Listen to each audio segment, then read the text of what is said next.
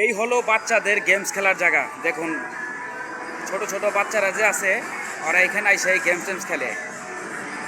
আপনাদেরকে দেখাইতেছি আমি সম্পূর্ণ ভিডিওটার ভিতর দেখাইতেছি আপনাদেরকে ঘুরিয়ে গাড়িয়ে।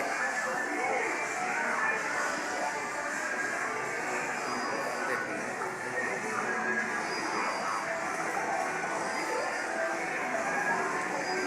এখানে ওরা গেমস খেলে আইসা, ওদের আব্বা আম্মুর সাথে আইসা এইখানে ওরা গেমস টেমস খেলে বইসা।